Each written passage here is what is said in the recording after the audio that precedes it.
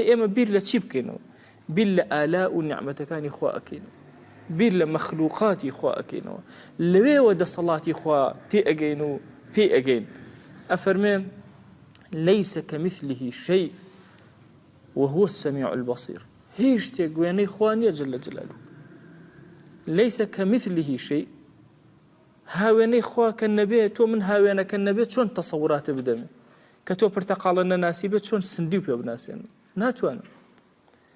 چەند جارێ عەرزم کردوون ماوسە مەلا عەبدوڵڵای حافظ هەبوو لە مزگەوتی گەورە، خوای گەورە دەرەجاتی عالیکە و عەفویکە، فەقێیەکی هەبوو ئەی جارێک پێ وتم وتێتی ڕۆڵە ئەوە سوور چۆنە؟ ئەی من ویستمە سووری تێ بگەێنم، ئەی هەرچیم کردو نەمتوانیوە، ئەی مناڵ بووم، ئەی ئاوا وەستام وتم سوور وەکو خوێنە، وتی یعنی شلە و گەرمە و سوێرە تم نەوەڵا، چونکە ئەو تامی کردو بەڵام دەرکی نایبینێ. ئەڵێ تۆزێکتەوە وتم وەکو شووتیە، وتی یعنی شیرینە نەوەڵا شیرینی. ئەی هەرچی شت بوو وتم ئەو تێی نەگەیت، چونکە دەرکی شتەکەی بەرامبەری نەکرد. بۆیە لە ئاەتەکە ئەفەرمێ لەیسە کەمیثلیه شەیئون. هەندێک لە زانایان ئەفەرمون ئەو کافە بۆ زائیدە بۆ تەی، هەندێک ئەفەرمون ناوەڵڵا یعنی هاوێنەی خوا نییە تا وێنەی خوا هەبێ، وێنەی نییە تا تۆ لە وێنەکەەوە دەرک بەخوا بکەی جەل جەلاله، دەرک ناکەی بە هیچ شێوازە دەرک ناکەی. عەقڵی ئینسان کولە لە ئاستی ذاتی خوایە جەل جەلاله. بۆیە غەزالی ڕەزا و ڕەحمەتی خوای لێبێ ئەفەرمێ ئەی چی بکەین ئێمە تەفەکوڕ لە مەخلوقاتی خوا سیرکە دەی لە قورئانیشە هەر ئەمرمان بەوەم پێکراوە. ئەفەرمێ ئین فی خەلق السەماوات والأرض واختلاف الليل والنهار لآيات لأولي الألباب.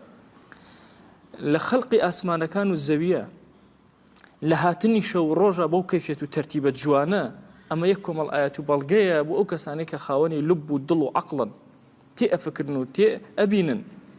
قل انظروا خواجان ئەفەرمێ ئەمریان پێ کە ئەی پێغەمبەری خوا صلی الله عليه وآله وصحبه وسلم کە با بیرکەنەوە، با تێفکرن، با سیرکەن ماذا في السماوات والأرض. چی لەناو ئاسمانەکان و زەوی هەیە؟ خۆ بە سەیری زەوی ناکەی، ئەی چی لەناوێتی؟ ئەی سەیری ئاسمانەکان، ئەی چی لەناو ئاسمانەکانە؟ بۆیە ئاياتی خوا جەل جەلاله لە ئینسانە ئەگەر سەیری ئینسان کەم لە نوطفەیەکەوە سیرکە، ئەبێ ئەم نوطفەیە چی بێ؟ ینی ئەبێتە ئەم ئینسان و ئەم مرۆڤە گەورە. دە ئینسانەکە سەیری نەفسی خۆی ئەکا، وەڵاهی سەری سوڕ ئەمێنێ لە عەظەمەت و دەسەڵاتی خوا جەل جەلاله. هەموو عمرەکان ئەفەوتێن، چەندین عمر بەدوایەکە ئەفەوتێ، لە ئەخیرە لە سەتی یەکی ئێمە لە ئینسان نەگەیشتون، بەخوا لە ملیۆن یەکیش تێ ناگەن. نا دەرکی ئینسان ناکەین چییە؟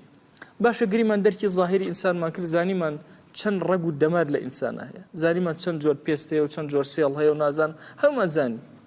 ئەی چی بکەین لە معنای ئینسان؟ هەتێی ناگەین لە معنای ئینسان. طبیعەتی ئینسان چی لێ بکەین؟ هەر یەکەمان جۆرە طبیعەتمان هەیە، هەر یەکەی بە شێوازێ ئەم ڕەب العالەمینە مصەویرە عەظیمە خەڵقی کردوین، هەر یەکە بە شێواز و کەیفیەتێک. چۆن بەشی دەرەوەمان جیاوازە لە یەکتری ئەناسینە، بەخۆ بەشی ناوەژ ئەو هەیە، معنای ئینسانیش ئەو هەیە، ڕۆحی ئینسانیش ئەوها جیاوازی هەیە.